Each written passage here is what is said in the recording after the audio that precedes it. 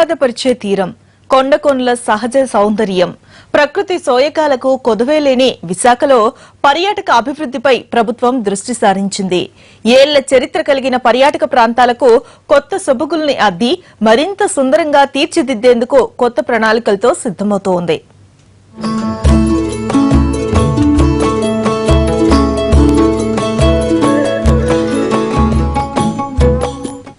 ఆంధ్రప్రదేశ్లో పర్యాటకం అంటేనే ముందుగా గుర్తుకు వచ్చేది విశాఖపట్నం. పచ్చటి తివాచీ పరిచినట్లుగా ఉండే కొండలు, ఎగిసిపడే కడరి కెరటాలతో రారమ్మని ఆహ్వానించే సాగర తీరం, పర్యాటకులకు 10 కాలాల పాటు గుర్తుండిపోయే జ్ఞాపకంగా మిగిలే విశాఖ అందాలకు మరిన్ని మెరుగుల్ని దిద్దే ప్రయత్నం జరుగుతోంది.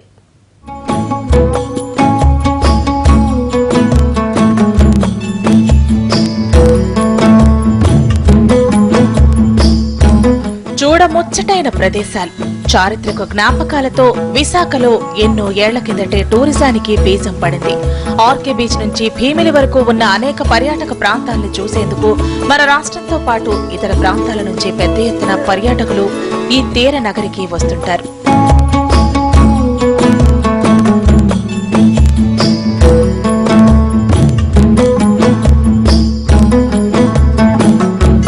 మొదటి నుంచి పర్యాటక పటంలో ప్రత్యేకత నిలుపుకున్న విశాఖపట్నానికి రాష్ట్ర విభజన తర్వాత టూరిజం పరంగా మరింత డిమాండ్ పెరిగింది. దీంతో ఇక్కడి సహజ సౌందర్యాలకు, పర్యాటక ప్రాంతాలకు అదనపు హంగులు అద్ది పర్యాటకుల్ని మరింతగా ఆకట్టుకునేందుకు ప్రయత్నాలు ప్రారంభించింది రాష్ట్ర ప్రభుత్వం.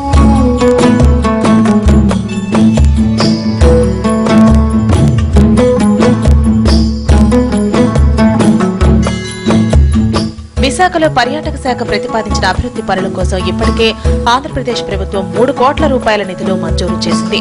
రాష్ట్ర ప్రభుత్వం విడుదల చేసిన ఈ నిధులతో విప్లవ వీరుడు అల్లూరి స్మృతి భవనం, భీమిల్లోని డచ్ సమాధులు, సెయింట్ పీటర్ చర్చ్, ఎర్రమట్టి తిప్పలు, తొట్లకండ వంటి ప్రాంతాలకు మరిన్ని మెరుగులు దిద్దే పనులకు శ్రీకారం చుట్టారు.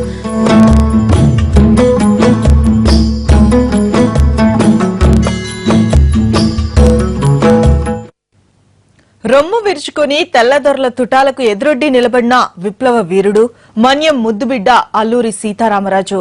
చరిత్రలో ఒక గొప్ప ధీరుడుగా మిగిలిపోయిన ఈ మహానుభావుడు నడయాడిన ఇంటిని, ఆ పరిసర ప్రాంతాలను అభివృద్ది చేసేందుకు పర్యాటక శాఖ చేపట్టిన పనులు చకచకా సాగుతూ ఉన్నాయి.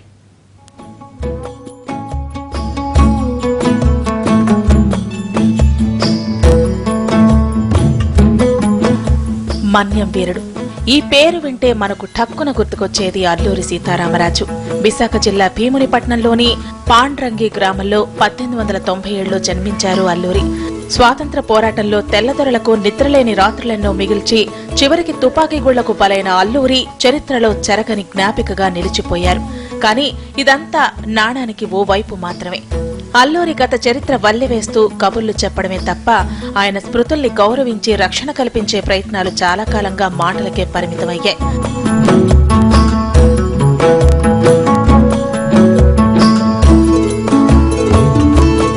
రాష్ట్ర విభజన అనంతరం అల్లూరి జయంతిని అధికారికంగా జరిపేందుకు ప్రభుత్వం ముందుకొచ్చింది.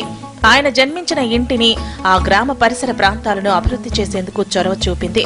పాండ్రంగిలోని అల్లూరి స్వగృహాన్ని సంరక్షించడంతో పాటు పరిసర ప్రాంతాల్లో మౌలిక వసతులు కల్పించడం ద్వారా అల్లూరి చరిత్రను పర్యాటకులకు మరింత చేరువ చేసే ప్రయత్నాల్లో ఉంది పర్యాటక శాఖ.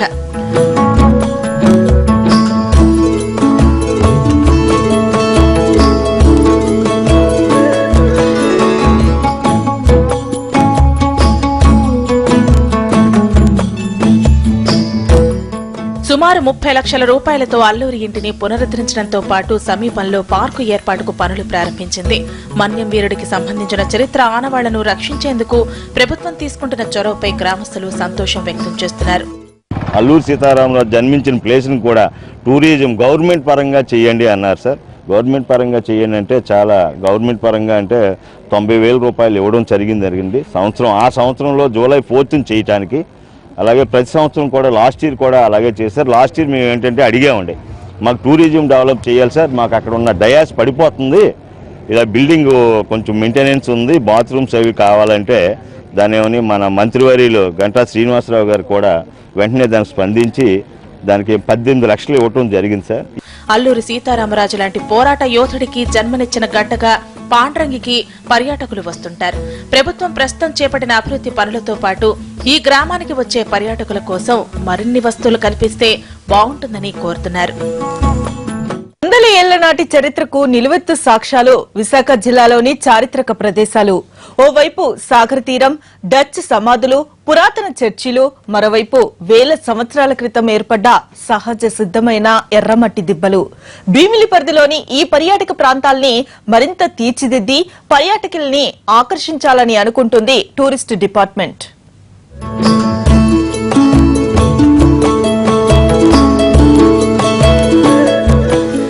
దేశంలోనే పురాతనమైన మున్సిపాలిటీల్లో ఒకటిగా పేరుగాంచిన భీమిలి అనేక చారిత్రక కట్టడాల నిలయం. శతాబ్దాల నాటి ఆ ప్రాంతాలు ఇప్పటికీ పర్యాటకుల్ని విశేషంగా ఆకర్షిస్తున్నాయి. ఇక్కడ బీచ్ ఒడ్డున 17వ శతాబ్దంలో నిర్మించిన డచ్ సమాధులు ఎంతో ప్రత్యేకం. 1661 నుంచి 1720 వరకు పరిపాలన సాగించిన డచ్ వంశస్థులకు చెందిన సమాధుల్ని ఇక్కడ నిర్మించారు. వీటిని చూసేందుకు వచ్చే పర్యాటకుల కోసం చరిత్రను చాటి చెప్పేలా 11.50 లక్షల రూపాయలతో బోర్డులు, మౌలిక వస్తువులు కల్పించే పనులు సాగుతున్నాయి.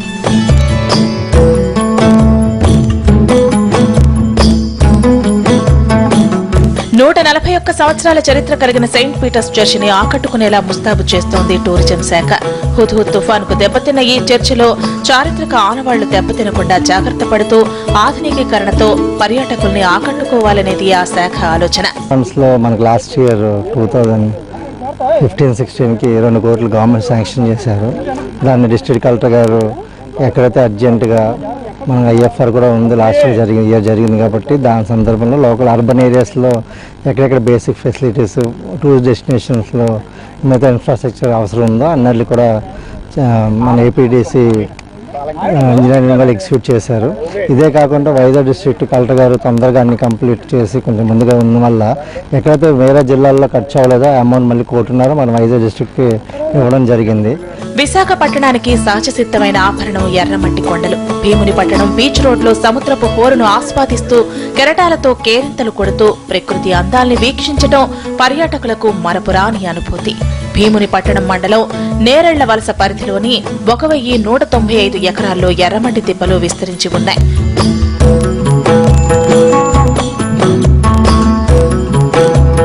సుమారు 20,000 సంవత్సరాల క్రితం భూ వాతావరణంలో ఏర్పడ్డ మార్పులు, సముద్రపు హెచ్చుతగ్గులు, అధిక వర్షపాతంతో ఈ అద్భుతమైన భౌగోళిక ప్రదేశం ఆవిర్భవించిందని శాస్త్రవేత్తలు నిర్ధారించారు. ఎర్రమట్టి లాంటి ఇసుకతో ఆకర్షణీయంగా కనిపించే ఈ అందాలు ప్రపంచం మొత్తం మీద 3 చోట్ల ఉండగా విశాఖలో కనిపించే ఎర్ర సౌందర్యం విస్తీర్ణమే ఎక్కువ.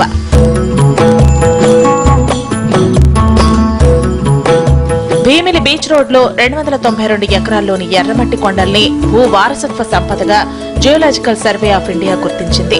ఎర్రమట్టి దిబ్బల అందాల్ని వీక్షించేందుకు వచ్చే పర్యాటకుల కోసం సుమారు 25 లక్షల రూపాయలతో వాచ్ టవర్ నిర్మించారు. టవర్ తో పాటు ఎర్రమట్టి దిబ్బల దగ్గర మౌలిక వస్తువుల్ని మెరుగుపరిచే ఏర్పాట్లు సాగుతున్నాయి. చేపడుతున్న పనుల్ని పర్యవేక్షించి సూచనలు ఇచ్చేందుకు పర్యాటక శాఖ టూర్ ఆపరేటర్లు, టూరిజం సబ్ కమిటీ సభ్యులతో ఓ ప్రమోషన్ టూర్ ఏర్పాటు చేసింది. దిబ్బలు యాక్సెస్ చేయడానికి చాలా కష్టం, ఎందుకంటే బీచ్ వైపు నుంచి కరెక్ట్ యాక్సెస్ లేదు. పొలాల్లో నుంచి వచ్చాము, ఆ రోడ్డు కూడా క్లియర్ చేస్తారు తొందరలోనే. ఇప్పుడు ఒక వాచ్ టవర్ నిర్మించారు ఇక్కడ. చాలా అద్భుతంగా ఉంది. You should say it's like miniature grand canyon of Vizag టైప్లో ఎర్రమట్టి దిబ్బలు అనేవి చాలా మంది వైజాగ్లో ఉన్నా చూసే అవకాశం ఉండదు, ఎందుకంటే నడవాలి చేయాలి. ఇప్పుడు వాటికి అనువుగా రహదారి కల్పించడానికి ప్రయత్నిస్తున్నారు. ఆల్రెడీ టవర్ నిర్మాణం పూర్తయింది, అందరూ వచ్చి చూడటం, దాని ద్వారా టూరిజం వాళ్ళకి కూడా ఎంకరేజ్మెంట్ ఉంటుంది, డిపార్ట్మెంట్కి చేసిన వర్క్కి యూటిలైజ్కి వస్తుందని.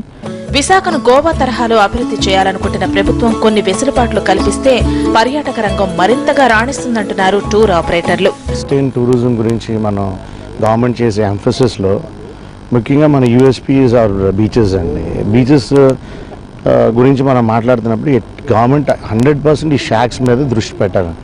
షాక్స్ తీసుకొచ్చినప్పుడు మనకేంటంటే young batch of breed of tourist ఏంటంటే మనకి ఐటీ సర్కిట్స్లో పనిచేసే హైదరాబాద్ కానీ బెంగళూరు కానీ ఢిల్లీ వీళ్ళు ఏంటంటే they will definitely prefer the beaches.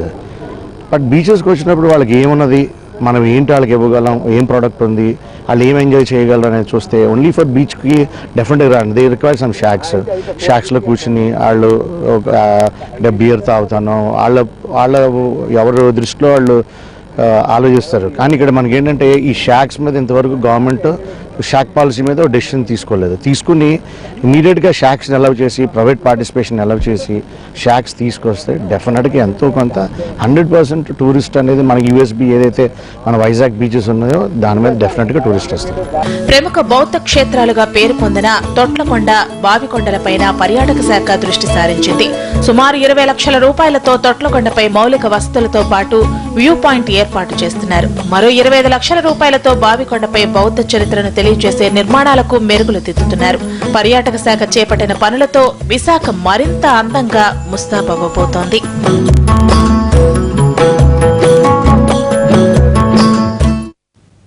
ఇది వాల్టి ఫోకస్. మరో ఫోకస్ తో మళ్ళీ కలుద్దాం. నమస్తే.